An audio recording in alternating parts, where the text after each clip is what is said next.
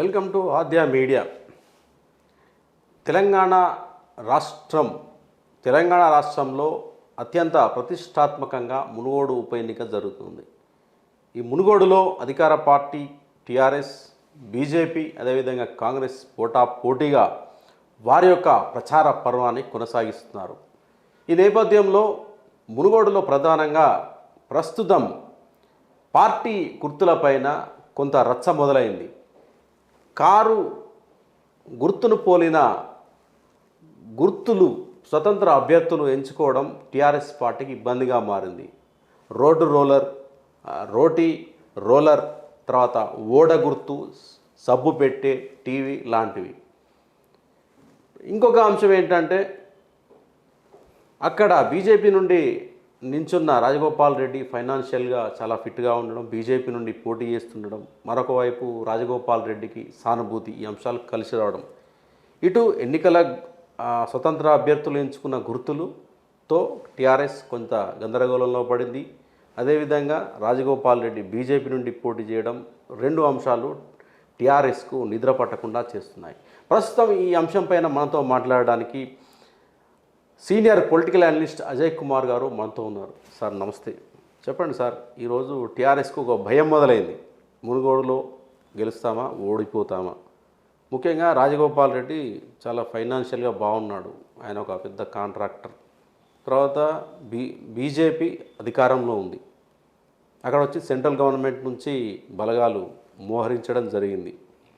సానుభూతి ఉంది రాజగోపాల్ రెడ్డికి, ఇదొక భయం టీఆర్ఎస్ పార్టీకి. మరొకటి వచ్చేసి ఈ స్వతంత్ర అభ్యర్థులు ఎంచుకున్న గుర్తులు, రోలర్ కానీ, టీవీ కానీ, సబ్బు పెట్టి కానీ, ఓడ కానీ, ఈ కొంత కారును పోలి ఉండడం. ఎందుకంటే ఓటర్లు ఒక్కొక్కసారి చదువుకున్న వాళ్ళు చదువుకున్న వాళ్ళని పక్కకు పెడితే కొంత అన్ఎడ్యుకేటెడ్ అంటే ఊరు జనాలు ఎవరైతే ఉంటారో ఒక్కొక్కసారి గుర్తు పట్టకపోవచ్చు. అయితే ఇక్కడ ఈ ఏవైతే గుర్తులు ఉన్నాయో వీటిపైన రచ్చ జరుగుతుంది సార్ మునుగోడులో. చెప్పండి, ఎందుకు ఇంత టీఆర్ఎస్ ఎందుకు భయపడుతుంది? టీఆర్ఎస్ భయపడుతుందంటే మొదటి నుంచే వాళ్ళు భయంతో అడుగులేస్తూ ఈడి వరకు వచ్చిండ్రు. మా అంటే ఇంక ఎలక్షన్స్ 10 రోజులు ఉండొచ్చు.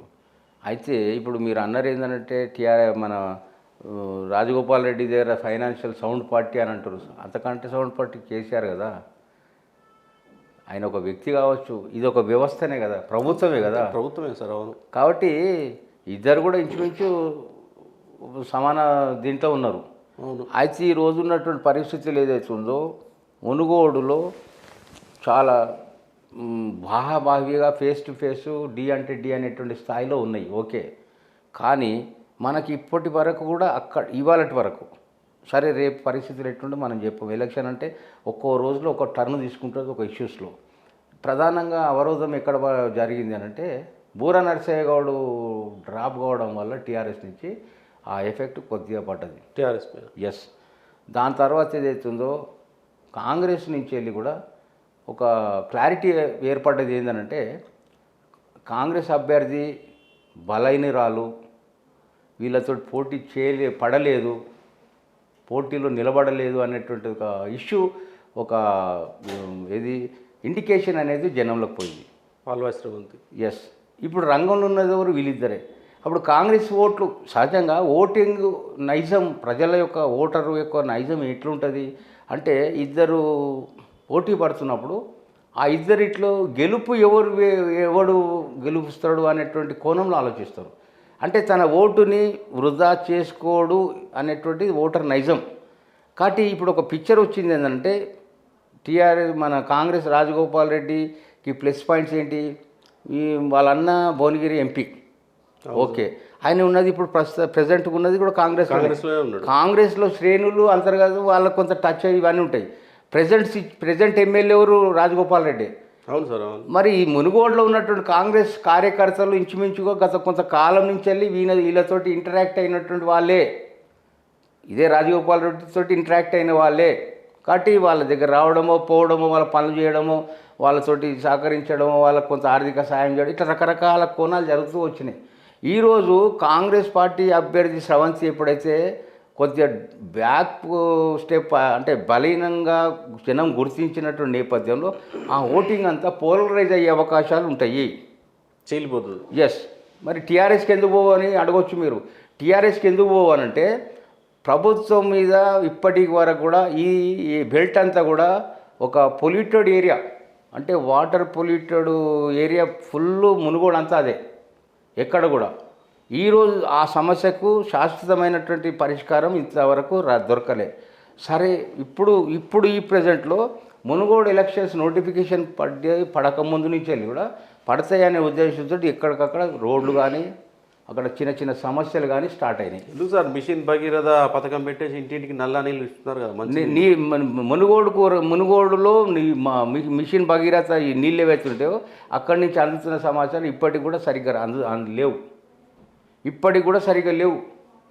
ఇవన్నీ కూడా మైనస్ పాయింట్లో నేపథ్యంలో డెఫినెట్గా ఆ కోణంలో ఏంటంటే సరే ఇప్పుడు కేసీఆర్ వేసిన ఎత్తుగడ ఏంది, హుజురాబాద్కు తర్వాత మునుగోడుకున్న డిఫరెన్స్ ఏంది. హుజురాబాద్లో ఇంటికో పథకం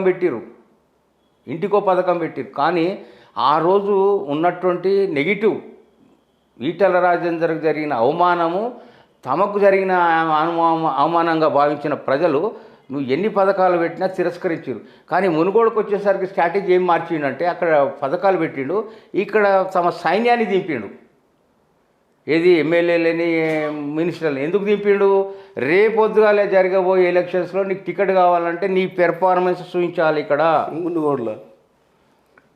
అది కూడా ఒక పాయింట్ వచ్చింది. ఏమి నువ్వు ఏదైతే ప్రాంతంలో ఇన్ఛార్జ్గా పనిచేస్తావు అక్కడ నీ డబ్బే పెట్టుకోవాలి. ఎవడు పెట్టుకుంటాడు వానికేం తీట పట్టింది అంటే ఇప్పుడు ఓడిపోతే వీళ్ళందరికీ టికెట్లు ఇక అంటే అది పెర్ఫార్మెన్స్ పెట్టిండు. సరే ఇంతమందికి టికెట్లు ఇస్తాడు ఇంతమంది టికెట్లు ఇయ్యాడు అది తర్వాత విషయం. ఇక మూడో విషయం ఏదైతుందో ప్రధానంగా మునుగోడులో కాంగ్రెస్ పార్టీ ఇంచుమించుగా ఓటమి అంచుకు చేరింది అనేటువంటి మనకు అందుతున్న సమాచారం. సరే అన్అఫీషియల్ ఇప్పుడు ప్రజెంట్ సిచ్యుయేషన్లోనే జనము ఇవాళ జరిగింది ఏదో రేపు గుర్తు ఇచ్చారు, రేపు జరిగింది ఎల్లుండి చెప్పలేని పరిస్థితిలో. ఎప్పుడో పాల్వాయి గోవర్ధన్ రెడ్డి చేసినటువంటి అభివృద్ధినే ఆమె ఇప్పుడు ఎంచుకుంది. ఇప్పుడు సరిపోదు, అది సరిపోదు. కాబట్టి ఈ రోజు ఉన్నటువంటి పరిస్థితుల్లో మునుగోడులో స్రవంతి గారు ఒక థర్డ్ ప్లేస్కి ఉన్నా వీళ్ళు సెకండ్ ప్లేస్లో ఉన్నా కూడా ప్రధానంగా రాజగోపాల్ రెడ్డి వేపే కొద్దిగా ఇప్పటి వరకు ఈ రోజు వరకు ఉన్నటువంటి ఇండికేషన్స్ మనకు అందుతున్నాయి. ప్లస్గా ఒకవేళ అదే నిజం జరిగితే టీఆర్ఎస్ నుంచి వెళ్ళి వలసలు స్టార్ట్ అవుతాయి. అట్లాగే కాంగ్రెస్ నుంచి వెళ్ళి కూడా వలసలు స్టార్ట్ అవుతాయి. కాంగ్రెస్కి ఏంటంటే ఇక డెత్ స్టోరేజ్ అది. ఇక కాంగ్రెస్కు డెత్ స్టోరేజ్. రాహుల్ గాంధీ రావచ్చు, సోనియా గాంధీ రావచ్చు, ఆఖరికి ఇందిరాగాంధీ వచ్చినా కూడా ఈ కాంగ్రెస్ తన పందా మార్చుకోదు, తమ ఆలోచనలు మార్చుకోదు, తమ పద్ధతులు మార్చుకోలేదు. తెలంగాణ ఇక తెలంగాణ అయింది ఇంచుమించు భారతదేశంలో ఒకటే స్థితిలో ఉన్నది. కాదు తెలంగాణలో ముదిరిపోయారు అనుకోరా. బెండకాయలేరు. ఎవరి చేతిలో వాడు లేడు. ఏ పురాబాయి నీ ఇంటికి నువ్వు దాదావు, నీ ఇంటికి నువ్వు లీడరు, నా ఇంటికి నేను లీడరు, ఎవడు నాకు చెప్పేది. ఏదో భయంకో భక్తో రేపు టికెట్ల కోసం పాకులాడుతున్న సందర్భంలో రాహుల్ గాంధీ జపం చేస్తారు తప్ప వాళ్ళకు కాంగ్రెస్ పార్టీ గెలవాలి అనేటువంటి ఆలోచన లేదు. ఇదే మునుగోడులో ఈక్వేషన్ జరుగుతుంది. ఏంటిది అని అంటే రేవంత్ రెడ్డికి వ్యతిరేకంగా గ్రూపు రేవంత్ రెడ్డి కృషి చేస్తుండు గెలవాలని. సరే అది ఎంత మేరకు పాసిబుల్ అయితే తర్వాత విషయం. కానీ ఓటమి అదేది ఓడించాలి అనేటువంటి గ్రూప్ కూడా బలంగా ఉంది.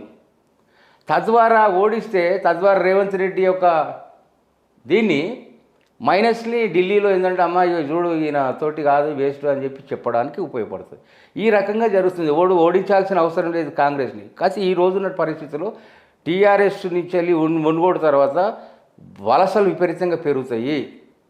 నాకున్న ఒక ఇన్ఫర్మేషన్ ఏంటంటే టీఆర్ఎస్ పైకి ఏదో తీసుకుంటుంది, పైకి చూపిస్తుంది మేము మా సైన్యాన్ని దించినాము, మా మొత్తం మంత్రులని, ఎమ్మెల్యేలని, జెడ్పీటీసీలని, ఎంపీటీసీలని, జిల్లా చైర్మన్లని అందరు దించిన బాగానే ఉంది. కానీ గ్రాస్ రూట్లో ఏంటంటే ఆసక్తి ఏదంటే ఒక్క సంవత్సరానికి జనరల్ ఎలక్షన్స్ వస్తున్నాయి, ఒకటే ఎలక్షన్. కాబట్టి దాని మీద టీఆర్ఎస్ కూడా అంత ఆసక్తి లేదు అని ఒక చర్చ. ఓటింగ్ కార్డుకి తిరుగుతురు. అంటే గుర్తుల గందరగోళం కూడా జరుగుతుంది ఈసీ వరకు ఏదైతే ఇప్పుడు ఈ రోజు ఉన్న పరిస్థితి ఇవన్నీ రాజకీయ ఈక్వేషన్ కోణాలని మనం చూసినాం. ఇప్పుడు ఉన్నటువంటి పరిస్థితుల్లో కేంద్ర బలగాలు ఎంటర్ అయినాయి. కేంద్ర బలగాలు కూడా తనిఖీలు చేస్తున్నాయి, కీలక పాత్ర పోయింది. ఇక రెండో అంశం ఏది గుర్తుల విషయము. గుర్తులు కూడా ఏంటంటే సహజంగా అధికార పక్షంలో ఉండి ఇంత హంగు ఆర్భాటము ఇంత ఇది తమ ఫోర్స్ని డిప్లాయిడ్ చేసుకుంటూ చూసుకున్నా కూడా ఏమంటారు టీఆర్ఎస్ వాళ్ళు, మాకు మా సంక్షేమ పథకాలే మాకు శ్రీరామ రక్ష అంతే సార్. అవును అని అంటారు. ఓకే, నీ శ్రీరామ రక్ష ఇస్తున్నప్పుడు మరి నీకు ఎందుకు అంత భయం? గుర్తులు ఇచ్చే కేటాయించేటువంటి బాధ్యత ఎవరిది? ఎలక్షన్ కమిషన్ది. నువ్వు చెప్పినట్టు ఇయ్యేది కదా, నువ్వు చెప్పినట్టు ఏది నాకు ఆ స్థానం కావాలి, నాకు ఈ సీరియల్ నెంబర్ కావాలి, నాకు ఇదే కావాలి అంటే కాదు కదా. రాంగ్ ఓటింగ్ జరగకుండా మాకు వచ్చే ఓట్లు వేరే స్వతంత్ర అభ్యర్థికి పోతున్నాయని పడుతున్నాయి. వాళ్ళ గత అనుభవాలు ఉంటే ఉండొచ్చు అండి, అది ఉంటే ఉండొచ్చు. అదేదో ఉన్నది నీకు నోటిఫికేషన్ పడకముందే ఎలక్షన్ కమిషన్ దృష్టికి తీసుకుపోయేది ఉండే మీరు. అవును, ప్రాసెస్ అనేది అయిపోయింది కదా. మీరు తీసుకోకుండా అప్పుడు దాన్ని నిర్లక్ష్యం చేసి ఈరోజు ఎలక్షన్ కమిషన్ ఇచ్చిన దీనివల్ల మాకు నష్టం జరుగుతుంది, ఇది బీజేపీ వాళ్ళ పాత్ర, లేదా బీజేపీ వాళ్ళ కనుసన్నల్లో ఈసీ పనిచేస్తుంది అనడం ఎంత మేరకు సమంజసం? మరి ఇప్పటివరకు గెలిచిన ఎన్నికలన్నిట్లో ఈసీ నీ పక్షాన పాడిందా? ఉన్నదా? కేంద్ర సంస్థలు అటానమస్ బాడీలు అండి అవి, స్వయం ప్రతిపత్తి కలిగినటువంటి సంస్థలు కాబట్టి సరే ఇట్లాంటి విషయాలలో ఒక బ్యాలెన్సింగ్ ఉండాలి. మీరు చేయాల్సిందల్లా ఏముండేనంటే బిఫోర్ నోటిఫికేషనే మీరు కేంద్ర ఎన్నికల సంఘానికి ఒక పెట్టేది ఉండే, అయ్యా గత ఎన్నికలలో మాకు ఇగో ఈ సీట్లో ఈ రకంగా గుర్తుల వల్ల ఈ నష్టం జరిగింది అని చెప్పితే సరే దాని మీద వాళ్ళు కూడా ఒక క్లారిటీగా ముందుకు వస్తుండే. అదేం లేదు. ఇప్పుడు సీరా దగ్గరికి వచ్చిన తర్వాత ఇప్పుడు ఆయన ఎవరు అదేది ఏదో పార్టీ ఉంది, తులసి పార్టీ ఇచ్చిన గుర్తుని తీసేస్తే ఆయన ఏం చేసిండు? ఎలక్షన్ కమిషన్కు కంప్లైంట్ ఇచ్చిండు. వాళ్ళు ఇమీడియట్లీ స్టేట్ ఎలక్షన్ కమిషన్కు ఆర్డర్ ఇచ్చారు, ఎట్టి పరిస్థితుల్లో మీరు ఇచ్చిన గుర్తు ఏదైతే మళ్ళీ ఆయనకే కేటాయించాలి అని. ఆయన న్యాయ పోరాటం అనేసరికి ఎలక్షన్ కమిషన్ సరే న్యాయ పోరాటం ఉందా లేదా తర్వాత మీటం, కానీ ఒక ప్రాసెస్లో మాత్రం కరెక్ట్ డిసిషన్ తీసుకురు. కానీ అది గుర్తులు పక్క పెడితే సరే గతంలో కొన్ని నష్టాలు జరిగిండు వేరే విషయం, అది చేయాల్సింది ప్రాసెస్ ముందే. ఇక రెండవ పోతే ఏంటంటే ఈరోజు ప్రధానంగా చూడు, ఏ టీవీ ఛానల్ చూడు, ఏ డిబేట్లో చూడు, ఏ చర్చా గోష్ఠిలో చూడు, ఇదే పార్టీ ఏంటంటే మేము సంక్షేమ పథకాలు చేసినాం.